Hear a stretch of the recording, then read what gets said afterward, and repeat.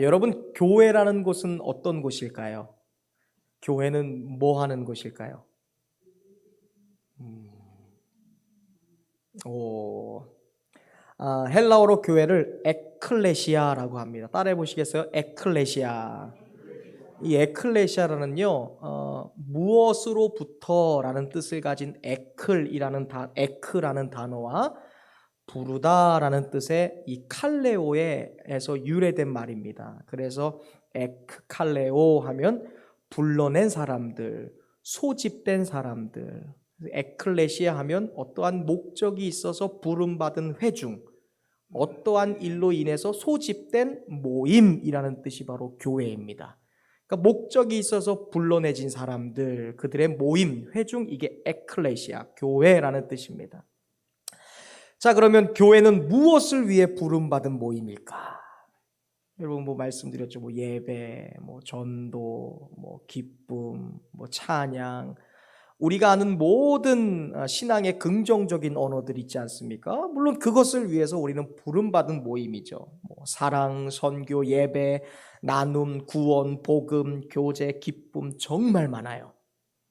물론 이 교회 안에서 이 많은 것들은 굉장히 중요합니다. 우리는 이 많은 것들을 위해서 부름받은 사람들이고 교회가 이루어야 될 목적 중에 여러분이 생각하는 것들이 있습니다. 반드시 필요한 것들이죠. 그런데 우리가 생각할 수 있는 모든 단어들을 종합해 보면 또 그리고 초대교회, 처음 교회가 생겨났을 때의 배경을 우리가 돌아보면 교회가 왜 존재하는지, 교회가 무엇으로 부름받은 사람들인지, 교회가 무엇 때문에 소집된 모임인지를 알게 됩니다. 결론부터 말씀드리면요, 교회는요 희망을 위해 부름받은 공동체인 줄로 믿습니다. 교회는요, 성도들은요 소망 때문에 모인 사람들이에요. 처음 교회, 초대교회가 생겨난 것은요 언제입니까? 예수님이 살아계실 때가 아니고요, 예수님께서 부활 승천하신 다음에 초대교회가 생겨났어요. 제자들이 마가의 다락방에 모여서 기도하고서 성령을 받은 후에 처음으로 교회가 탄생했습니다. 우리가 이 사도행전을 좀 자세히 읽어보면요, 왜 교회를 가리켜서 희망의 공동체고 교회가 왜 소망을 위해서 부름받았고 모였는지를 우리가 분명히 알게 됩니다. 당시 교회가 처음 생겨났을 때에 이 상황이 희망과 소망을 말했기 때문에 그래요. 사도행전은 바울의 동역자이자 바울이 너무너무 사랑했던 이방인의 개종자였던 누가가 쓴 성경입니다. 로마의 관리자, 이방인의 개종자였던 이 데오라는 것은 데오스 해갖고 하나님, 필로스에서 하나님께 사랑받는 사람이라는 뜻이에요. 그래서 로마의 개종자이자 이방인의 개종자이자 로마의 관리인이었던 데오빌로라는 사람에게 쓴 편지입니다. 그래서 사도행전은 예수님이 승천한 다음부터 바울이 로마에게 압송돼서 로마에게서 가택연금, 감옥 생활할 때까지의 그 역사적인 기록을 기록해 놓은 것이 사도행전이에요. 그러니까 역사적인 성경입니다. 환상을 본 것도 아니고 다른 것 찬양을 하는 것도 아니라 역사적인 기록을 다룬 성경의 내용이에요. 누가는 사도행전의 문을 열면서 1절에서 그런 말을 해요. 내가 당신에게 먼저 쓴 글이 있다, 이렇게 1절에 나와 있습니다. 이 먼저 쓴 글이라는 것은 누가가 이 성경을 2권을 썼어요. 그것이 바로 첫 번째 먼저 썼던 누가복음이에요. 그러니까 누가복음을 먼저 데오빌로에게 긴 글로서 성경을 써서 보내고, 책을 이어서 사도의 행전을 편지를 써서 보낸 것이죠. 이 누가복음에서는 자기가 무엇을 기록했냐고 하냐면 예수님이 행하신 일들을 기록했다, 1절에 나와요. 그리고 예수님이 가르치신 일들은 무엇인지 복음서를 통해 데오빌로에게 전한 것이죠.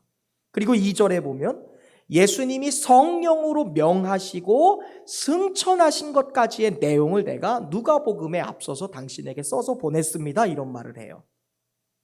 그리고 오늘 본문 3절부터 8절까지는 예수님이 승천하시기 전에 부활하시고 40일 동안 이 땅에 거하면서 제자들과 함께 했던 이야기들, 그리고 제자들에게 부탁하신 것과 제자들에게 명령하신 것에 대하여 무엇이었는지를 분명히 말씀하고 있어요.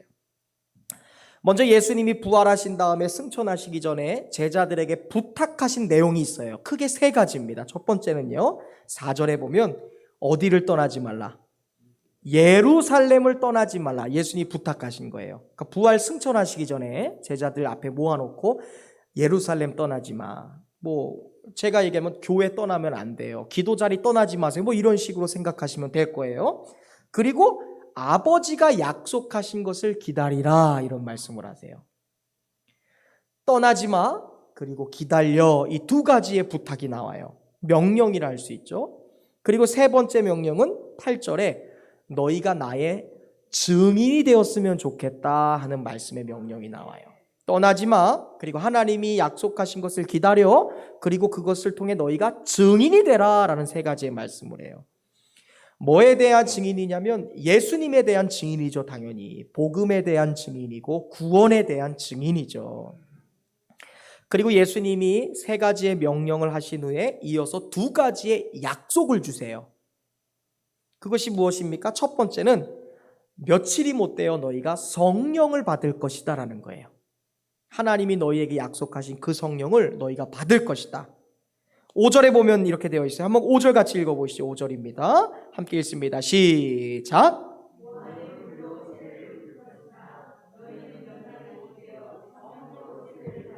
아멘. 그냥 눈에 보이는 세례가 아니라 성령, 영적인 하나님이 너희에게 찾아오셔서 너희를 거듭나게 하고 새롭게 하는, 전혀 다른 인생을 살게 하는 성령의 세례를 받을 것이다 라는 약속을 주세요. 그리고 두 번째 약속은 내가 다시 오겠다라는 약속이에요. I will back, come back home, 돌아오겠다, 이 약속을 하세요. 그리고는 호련히 하늘로 올라서 가셨어요. 세 가지의 명령과 두 가지의 약속을 주신 후에 예수님이 하늘로 호련히 올라가신 것이죠. 여러분, 이때 분위기가 어땠을까 한번 생각해 보는 거예요. 이때 분위기. 왜냐하면 이 다음에 교회가 탄생한 거니까요. 이때 분위기가 어땠을까? 예수님이 돌아가셨다가 3일 만에 부활하셔서 40일 동안 같이 살았으니까 잔치 분위기였을까요? 예수님이 죽음에서 부활하셨으니까 노래 막 불렀을까요, 제자들이? 전혀 그렇지 않아요. 이때 분위기는요, 예수님이 잡히시던 날 밤, 그리고 십자가에서 돌아가신 날, 그리고 무덤에 거했던 그날, 그 분위기 그대로 이어지고 있는 분위기예요. 분위기를 잘 보셔야 돼요. 제가 그 증거를 알려드릴게요. 예수님이 지금 부활하시고 재림했는데 여전히 분위기는 예수님이 잡히시던 날이나 예수님이 돌아가신 날과 별반 다르지 않아요. 왜냐하면 예수님이 돌아가시고 부활하셨을 때의 분위기가요, 어땠냐면 제자들이 이미 다 도망갔을 때예요. 12 제자들도 결국 예수님이 찾아가 주신 거잖아요. 예수님 주위에 있던 많은 사람들, 수많은 명의 무리들은 다 도망갔어요.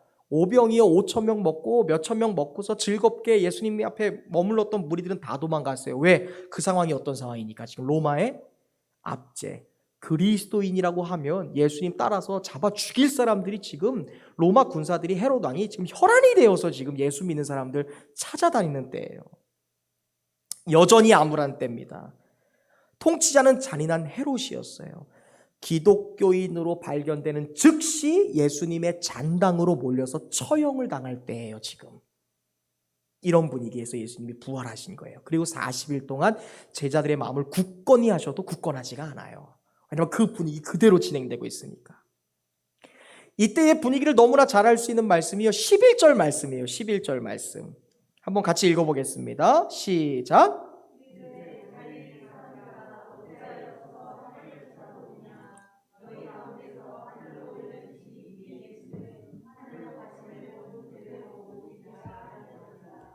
아멘. 10절에 예수님께서 세 가지의 명령과 두 가지의 약속을 하신 후에 하늘에 호련히 올라가실 때 제자들이 멀뚱멀뚱 서갖고 예수님 승천하시는 모습을 바라보는 거예요. 하늘로 뿅 올라가는 모습. 근데 이걸 멀뚱멀뚱 바라보고 있는데 그들 주변에 흰 옷 입은 두 사람이 서 있어요. 당연히 천사죠. 그 천사들이 뭐라고 하는 거예요? 야, 뭘 쳐다보고 있어? 왜 멀뚱멀뚱 가만히 그러고 앉아 있어?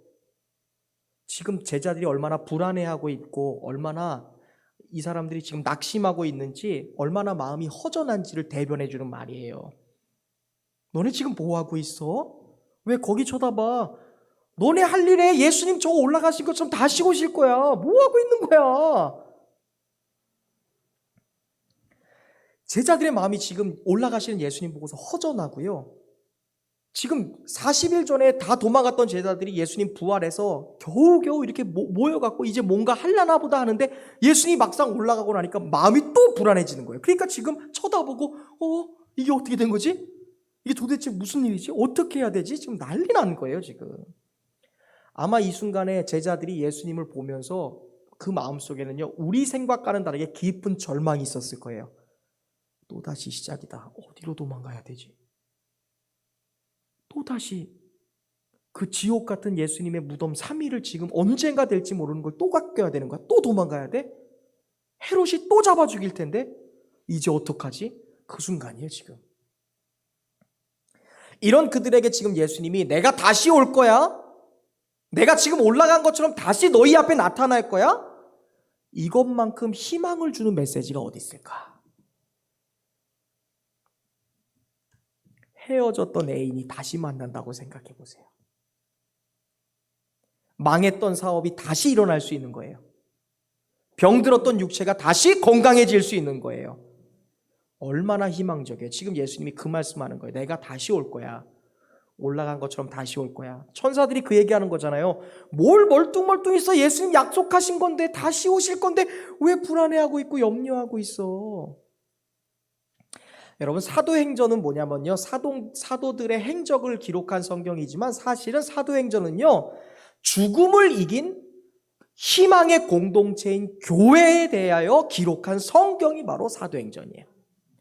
소망을 잃어버렸던, 절망 속에 있었던 사람들이 소망을 되찾은 이야기가 바로 사도행전이에요. 도망가던 사람들, 숨어있던 사람들, 절망하던 사람들, 울고 있던 사람들, 쓰러져 갔던 사람들이 다시 오실 그 약속을 바라보며 소망과 희망으로 다시 이겨낸 이야기, 그게 사도들의 이야기예요. 행전. 얼마나 고통스러운 순간이에요. 지금 사도들이 곧 계속해서 감옥에 갇혀요. 스데반 집사도 돌로 쳐 죽임을 당하잖아요. 직과탕을 팔아서 도망가야 될 처지예요. 지금 예수님의 잔당으로 몰리면 다 똑같이 죽임당하는 겁니다, 지금. 그런데 그 속에서 희망을 잃지 말아라. 소망을 붙잡아라. 그것을 살아갔던 사람들의 이야기가 사도행전 이야기예요. 이렇듯 교회는요, 희망의 공동체고요, 소망의 공동체고요. 왜? 이 이후에 생긴 공동체니까요. 세상 가운데, 사람들의 마음 가운데에 희망과 소망을 주었던 공동체가 바로 교회예요, 교회.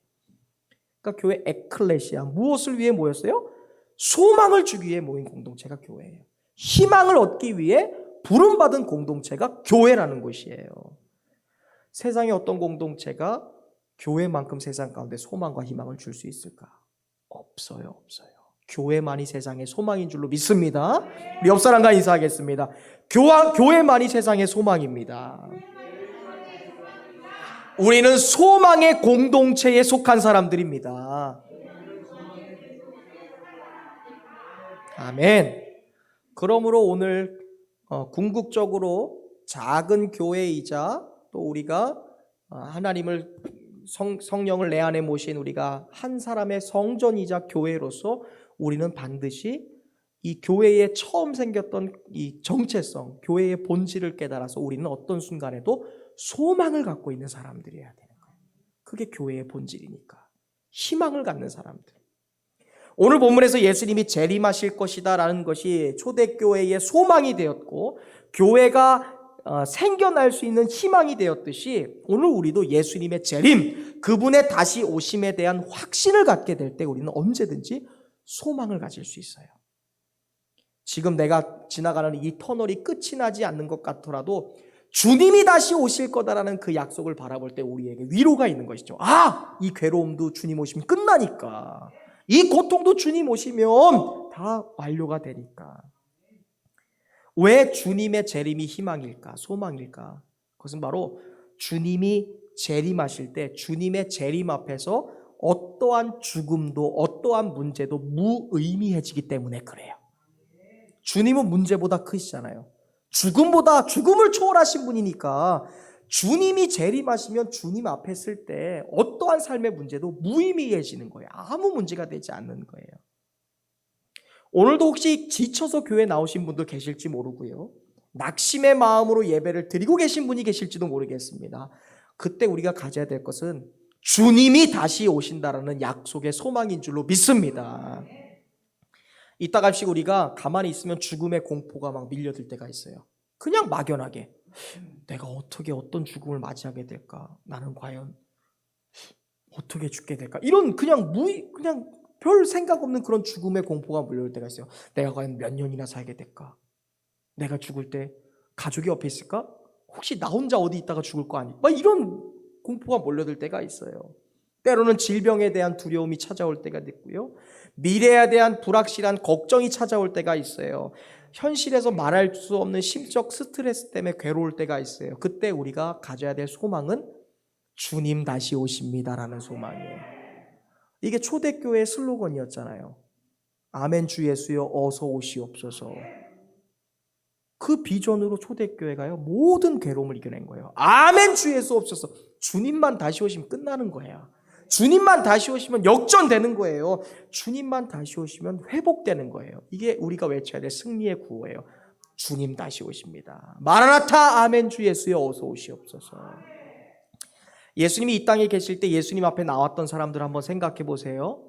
그 사람들이 다 어떻게 됐죠? 희망을 가졌던 사람들이잖아요.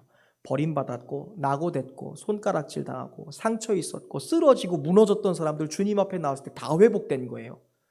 여러분 생각해 보세요. 근데 주님은 이 땅에 계실 때 33년 계셨잖아요. 그리고 공생애를 3년 했으니까 예수님 앞에 사람들이 아무리 많이 나왔어도 3년밖에 예수님 통해서 회복 못 얻었어요. 그리고 예수님은 육신으로 계실 때는 시공간의 제약을 받으시니까 예수님이 예루살렘에 있으면 갈릴리에 있는 사람은 예수님 통해서 혜택 못 받잖아요. 그렇지만 예수님 앞에 나왔던 사람은 누구든지 희망을 가졌고 소망을 바라봤어요. 회복되었죠. 그런데 생각해 보세요. 그러한 주님이 이 땅에 다시 오신다고 생각해 보세요. 그러면 그때는 정말이에요. 이 세상의 마지막 때 다시 오실 일, 다시 가실 일도 없고 다시 헤어질 일도 없는 영원한 만남이에요. 그때는 우리가 생각하는 모든 회복과 모든 소망과 모든 희망들이요 100% 실제가 되는 날이에요. 만약에 나병 환자 9명이 주님 앞에 나왔으면 그 사람들의 희망은 나병 고치는 거잖아요. 그런데 우리에게 그런 문제만 있습니까? 물질의 문제, 관계의 문제, 정신적인 문제, 자녀의 문제, 많은 문제가 있잖아요. 이 모든 문제가 주님 다시 오실 날에 우리가 생각하지 않았던 저 밑바닥에 있었던 그 문제들 또한 100% 해결되는 날이 주님이 재림하시는 날이에요. 우리의 마음의 모든 소망이 100% 실제로 실현되는 날. 왜냐하면 그때는 영원한 만남이니까. 헤어질 날이 없는 만남이니까. 3년의 모임이 아니에요. 잠깐 만나고 끝나는 게 아니라 계속 같이 있을 거잖아요. 여러분 희망이 없는 인생은요 지옥과도 같습니다. 나라의 모습 보고 가정의 모습 보고 나의 삶을 보고 자녀들의 모습을 보고 또 우리의 직장의 모습을 보고 우리가 절망할 필요가 없어요.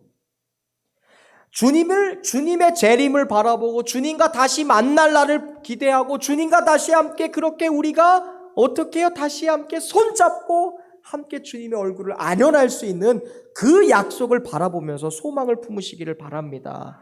억울한 일이 있어도 풀어질 날이 있고요. 고통 속에 있어도요 자유해질 날이 있어요.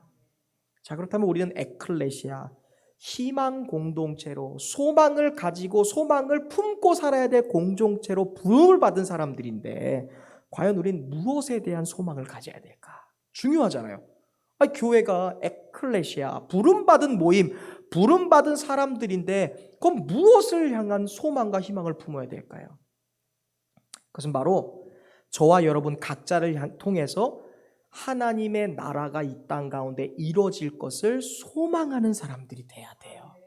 절 따라서 고백하겠습니다. 나를 통해 하나님의 나라가 이루어지기를 소망해야 합니다. 아멘. 우리 옆 사람에게 인사하겠습니다. 당신을 통해 하나님의 나라가 이루어질 것입니다. 내 가정을 통해 하나님 나라는 이루어집니다. 하나님 나라는 우리 교회를 통해 이루어집니다. 아멘. 이것을 가져야 되는 것이 바로 교회 공동체가 하는 일이에요. 나를 통해 하나님 나라가 이루어져야 돼. 이걸 소망으로 갖는 거예요. 우리 가정을 통해서 하나님 나라가 이루어져야 된다.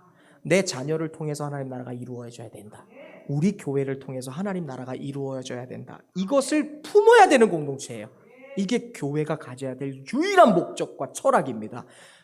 우리 교회를 통해, 나의 가정을 통해, 나의 자녀를 통해, 나의 인생을 통해 하나님 나라가 이루어져야 없어서, 이게 교회가 품어야 될 소망이에요. 바로 하나님 나라에 대한 소망을 가져야 돼요. 여러분, 이 하나님 나라에 대한 소망을 가질 때 중요한 것을 좀 생각했으면 좋겠어요. 하나님 나라는요, 이미 우리 안에 이루어졌지만 아직 완성되지 않은 나라예요. 우리가 궁극적인 하늘나라는 하나님 나라 가야지 이루어지는 거잖아요. 근데 이미 하나님이 너희 안에 천국이 있다라고 얘기하면서 우리 안에 천국, 하나님의 나라를 선포해 주셨어요. 그러니까 이미 하나님의 나라를 얻었지만 아직은 이루어지지 않은, 그러니까 이미와 아직 사이에서 우리는 살아가고 있잖아요. 자, 근데 중요한 것은 왜 예수님이 천국을 저 멀리에 있는 뜬구름자는 얘기가 아니라 왜 이미 너희 안에도 있으면서 궁극적으로 나중에 이루어질 나라라고 얘기했냐면, 예수님이 이 땅에 계실 때 이미 하나님 나라를 이루셨기 때문에 그런 얘기를 할 수 있는 거예요. 예수님이 육체의 제한을 가지고 이 땅에 사람으로 계셨을 때 예수님도 하나님 나라를 이루어 보셨기 때문에 너희 안에 이미 하나님의 나라가 이루어질 수 있다라고 얘기하는 거예요. 자, 보세요. 1절 말씀을 보시면 누가가 그런 말을 해요. 예수님이 이 땅에 계실 때 행하신 일이 있고 가르치신 일이 있고 2절에 명하신 일이 있다라고 얘기해요. 자, 예수님이 행하시고 가르치고 명한 일, 이 모든 것은 뭐와 관련된 걸까요? 돈 버는 일? 잘 먹고 잘 사는 일? 뭐 건강한 일? 아니에요. 이 모든 일은요, 3절에 말하고 있는 하나님 나라에 대한 것이었어요. 그러니까 누가가 이래요. 데오빌로요, 내가 누가복음에서 먼저 기록했죠. 당신에게 먼저 썼던 그 편지 기억하세요? 거기에 보면 하나님이 하신 일, 예수님이 가르치시고 행하시고 명하신 일들을 기록했잖아요. 그것이 무엇에 대한 것이었습니까? 3절, 하나님 나라에 대한 것이었습니다. 이런 얘기를 하는 거예요. 그러니까 예수님이 이 땅에 계실 때 수많은 기적을 일으키셨고요, 가르치셨고요, 선포하셨어요. 이 3대 사역의 중점이 뭐냐, 이거 왜 하셨냐 이 말이에요. 그것이 바로 하나님 나라를 맛보게 하기 위해서 하신 일이라는 거예요. 이 땅에 살고 있는 제한된 사람들에게 하나님 나라는 이런 거야 하고서, 우리 어디 이런 어촌 시장 같은 데 가면 이 젓갈 한번 먹어보라고 맛보기 주잖아요. 그럼 100% 사거든요, 저는요. 그래서 저는 웬만하면 안 먹어야 돼요. 먹으면 바로 사요. 그러니까 예수님이 하늘나라가 어떤 곳인지 천국이 어떤 곳인지 맛보게 하기 위해서 이 땅에 계실 때 공생의 기간 동안 가르치고 고치고 선포한 거예요. 예를 들어 볼까요?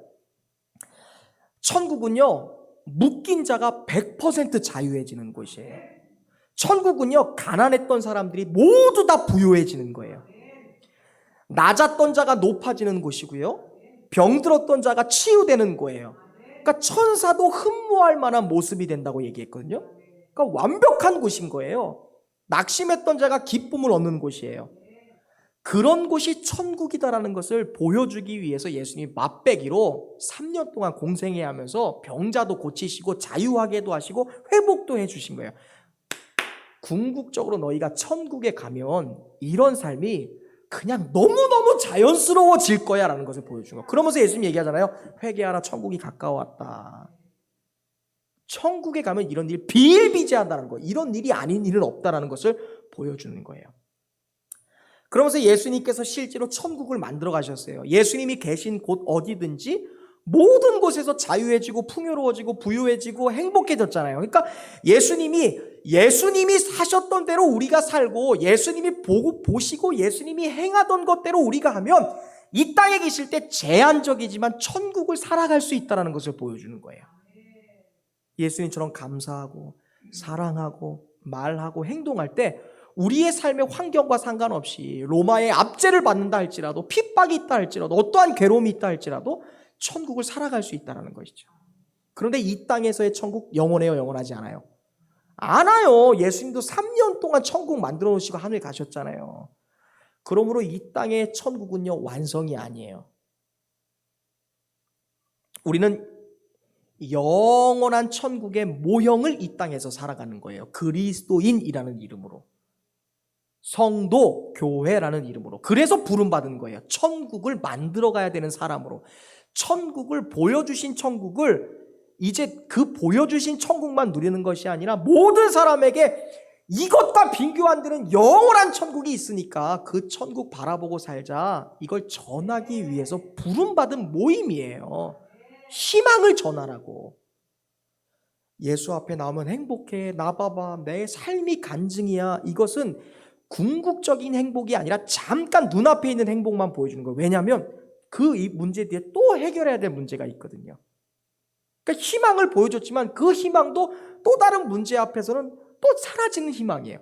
그런데 우리가 그렇게 내 삶에서 일어나는 희망들을 세상 가운데 흘려보내면서 이것과 비교한, 이건 맛보기일 뿐이지 영원히 없어지지 않은 그 행복을 느끼게 하는 그것들을 전하기 위한, 그래서 이 땅에서부터 하나님의 나라를 단계적으로 만들기 위해서 부름받은 모임, 그것이 에클레시아 교회죠.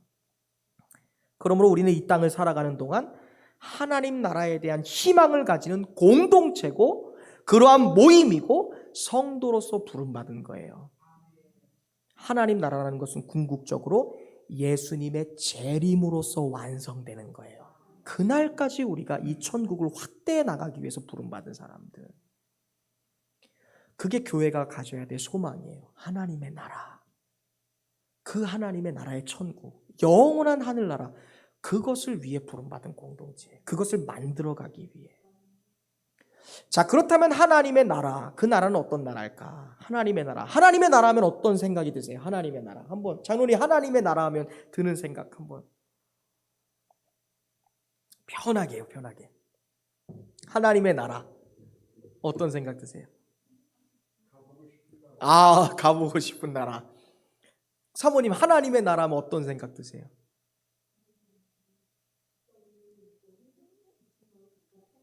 아멘. 우리 이계옥 집사님 하나님의 나라 하면 행복. 박미서 집사님 하나님의 나라 아름다운. 맞아요. 우리 모두 그 나라에서 만날 수 있길 바랍니다. 그 나라 꿈, 그 소망이, 그러니까 너무 행복한 거예요. 저 사람이 생각하는 소망이 내게도 전염되고 이 사람이 생각하는 소망이 내게 전염되는 거예요. 예수님 오는 날 그날 100% 완성돼요. 우린 지금도 만들어갈 수 있지만 영원한 완성의 천국은 아니니까. 근데 보면요, 하나님의 나라는요, 중요한 것은 하나님이 통치하시기 때문에 그런 축복이 있을 수 있는 거예요. 그러니까 우리가 아름다운 곳, 뭐 가보고 싶은 곳, 왜냐면 장로님이 하나님이 통치하시는 거니까 가보고 싶죠. 이제 지쳤거든요. 사람이 정치하고 사람이 만들어 나가는, 사람 냄새나는 세상 지겹거든요. 하나님 냄새나고 하나님 향기 나는 나라 가고 싶잖아요. 아름다운 나라, 고통 없는 곳, 즐거움만 있고 행복만 있고 평화만 있는 곳. 그것이 가능한 이유는 하나님이 통치하시는 곳이기 때문에 그래요. 나라의 3대 요소가 있어요. 뭘까요? 국민, 또 영토, 주권이에요. 주권. 자, 국민, 주권, 영토, 이 세 가지 중에서 나라의 기능 중에 뭐 다 중요한 거지만 가장 중요한 거 뭐라고 생각하세요, 여러분? 눈치 있는 분들은 얘기하실 텐데, 자, 국민, 주권, 영토 중에서 한번 생각해 보세요. 야, 이거 없으면 안 되는데. 다 중요하지만 한번 가장 중요한 게 뭐라고 생각하세요? 국민. 또 국민 있으면 뭐예요? 나라가, 땅이 없는데. 눈치 빠른 분들은 제가 하나님이 통치하시는 나라 하니까 주권 딱 나와요. 제가 이거를, 이게 어떤 분들은 목사님이 나라의 3대 개념 중에, 국가의 3대 개념 중에 주권이 중요하다 그러면 이 목사님 너무 이렇게 생각하실 분인데, 이건 영적으로 받으셔야 돼요. 우리가 하도 사람이 먼저다, 국민 이렇게 얘기하니까 그렇지만, 그 사람이 사람 될 수 있고 먼저 될 수 있고 중요할 수 있고 그 국민을 중요시 여기려면 주권이 있어야 돼요. 주권은 주인 주자에다 권리 권자예요. 잘 보세요. 왜 주권이 중요하냐면, 주권이 누구냐에 따라 나라가 달라져요.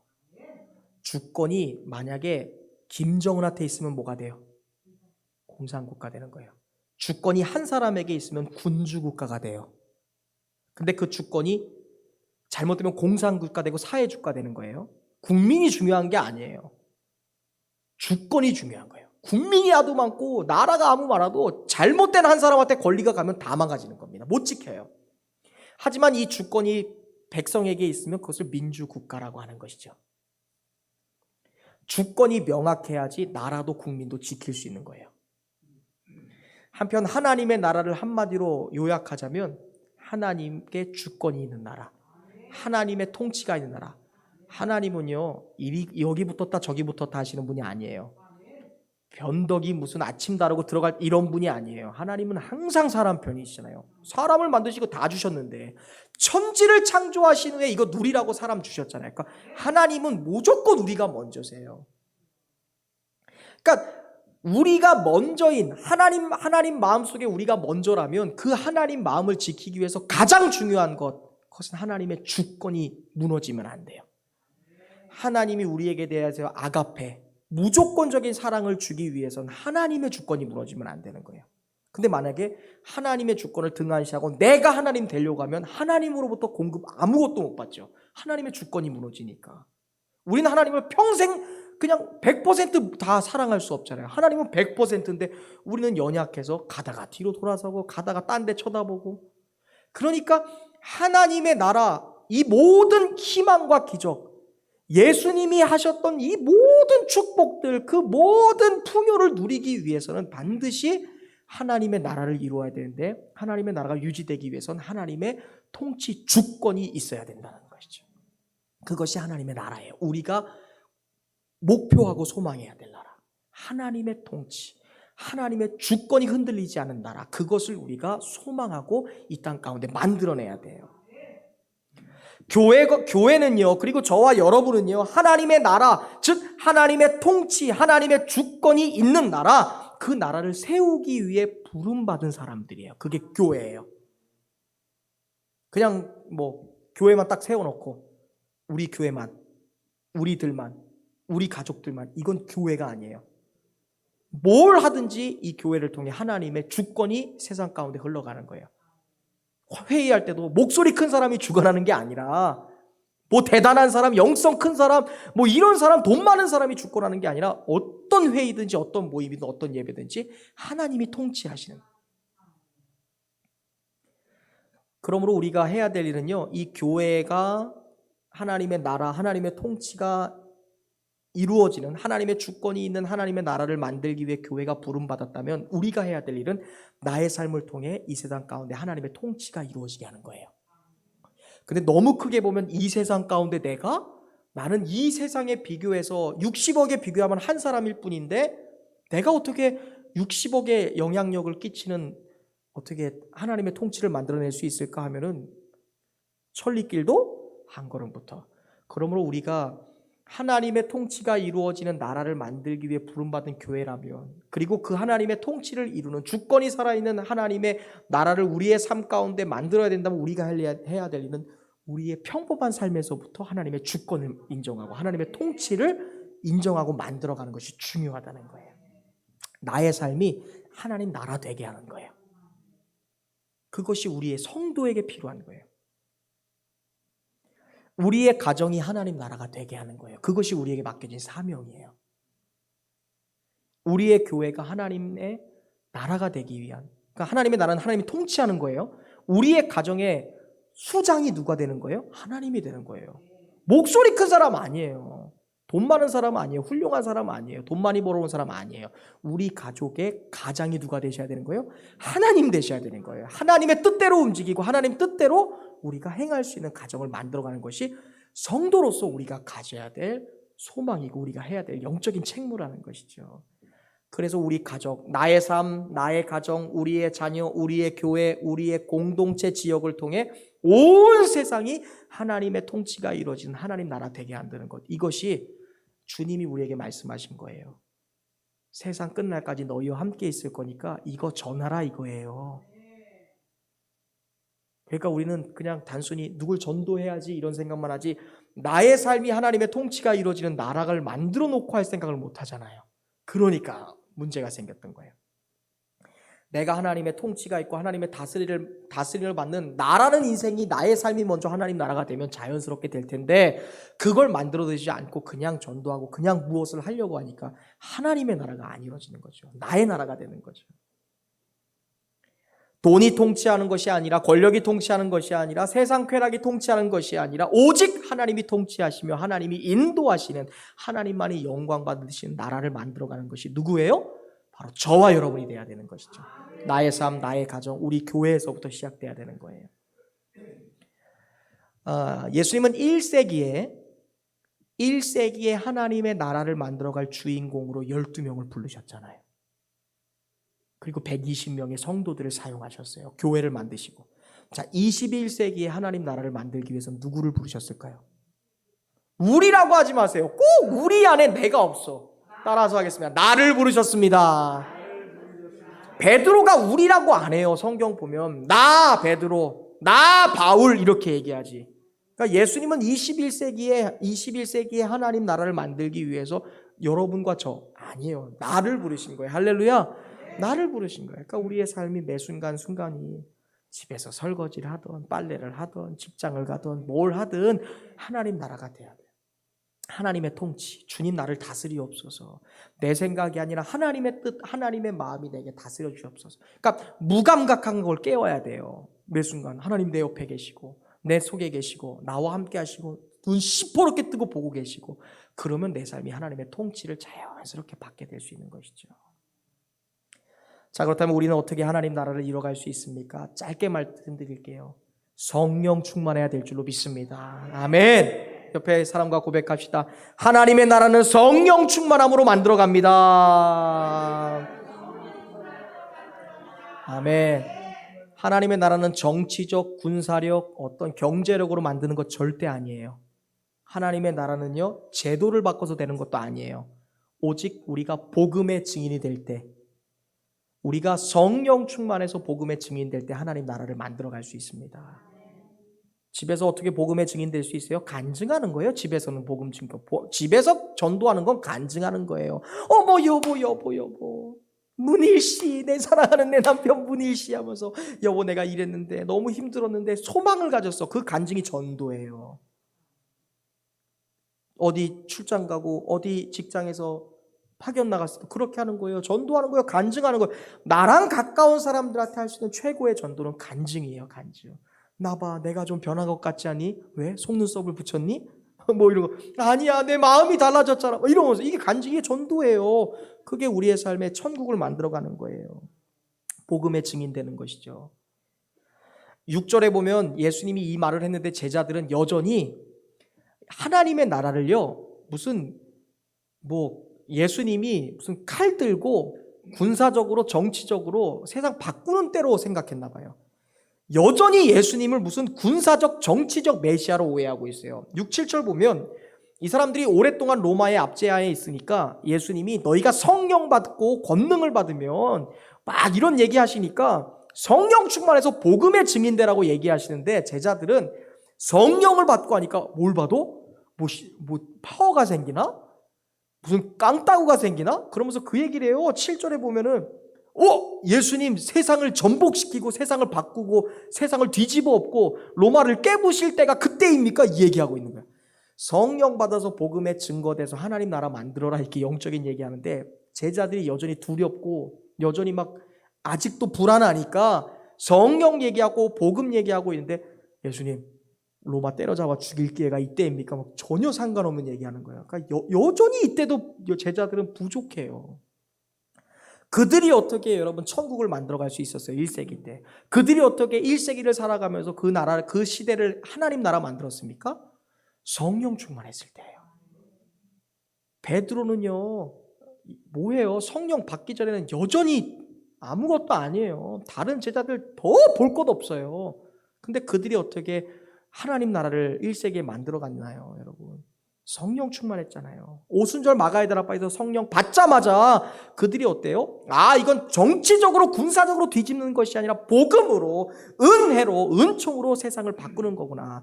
하나님 나라는 어떠한 도구나 전략이 아니라, 돈도 아니고 기술도 아니고, 하나님 나라는 복음으로 하나님 나라는 성령으로 만들어가는 것이구나를 알았어요. 예수님은 하나님의 나라를 이루고가는 법칙, 그 비결을 가리켜 성령 받는 것이다 라고 말씀하고 있죠. 예수님이 왜 제자들에게 떠나지 말라, 그곳에서 기다리라고 말해요? 성령 세례 받아야 되니까, 성령이 그 안에 임해서 인생이 바뀌어야 되니까. 그동안은 하나님의 나라, 지저스 킹덤은 군사력으로, 돈으로, 지혜로, 어떠한 기술로, 어떠한 제도로 이루는 것이라고 생각했는데 예수님이 아니라는 거예요. 하나님 나라는 그게 아니야, 얘들아.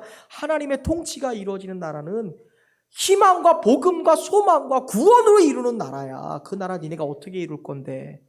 성령 받아야지, 이 얘기 하시는 거예요. 그래서 떠나지 말라. 교회가 희망의 공동체가 되려면요, 성령 충만해야 돼요.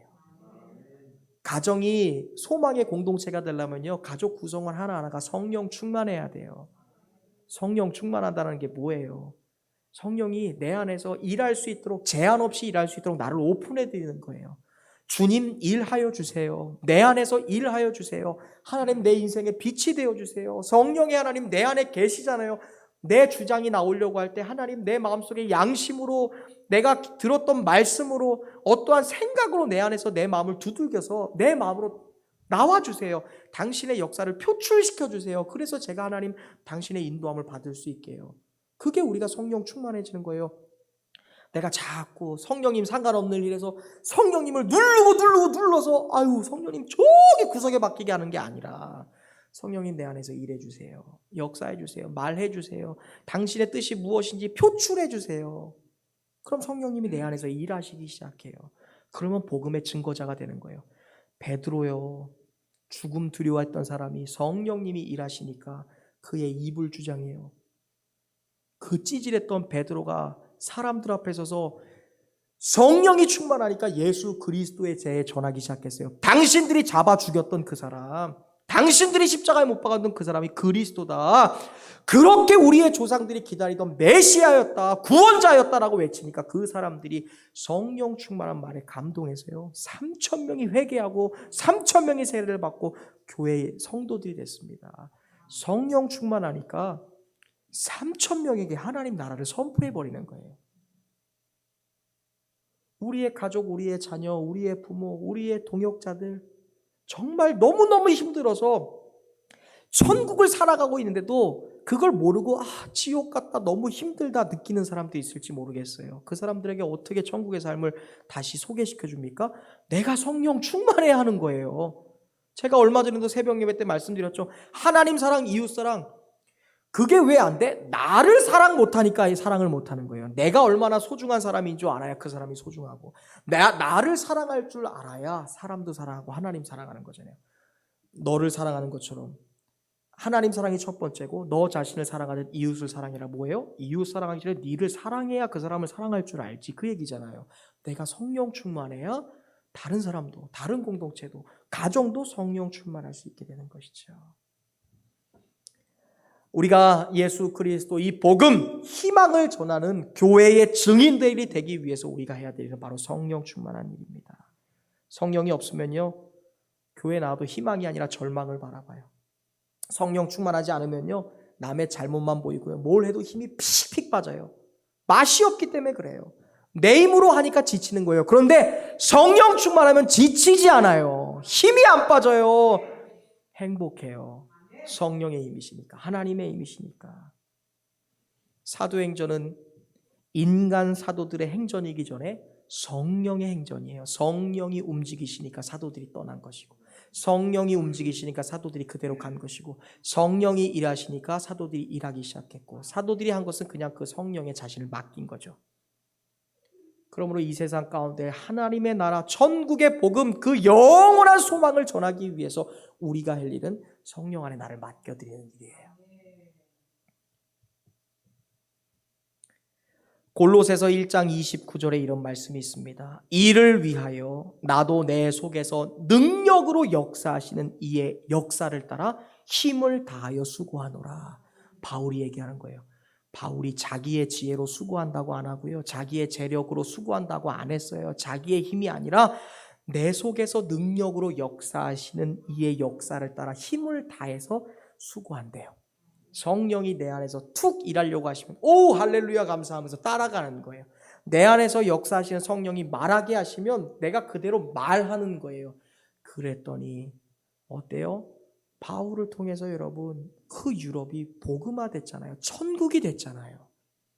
오늘 21세기 하나님이 소망의 공동체로 희망의 공동체로 천국을 만들어가는 공동체로 저와 여러분을 부르신 줄로 믿습니다.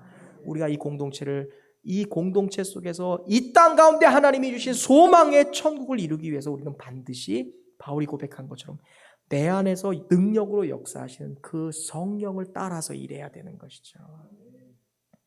교회는 건물의 능력이 아니라 권능, 성령의 능력으로 세워지는 곳이다라고 얘기했습니다.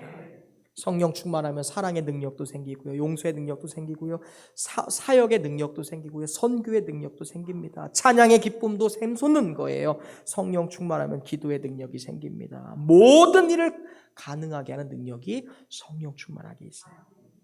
저와 여러분 오늘 에클레시아, 하나님의 나라를 이 땅 가운데 만들어내야 되는 그 영원한 희망과 소망을 전해야 되는 사람들로 부름을 받았습니다. 이제까지 나의 힘과 능과 지혜로 했다면 다 내려놓고 주님이 말씀하신 아버지가 보내리라 하신 것을 기다리라, 성령 충만함을 받으리라.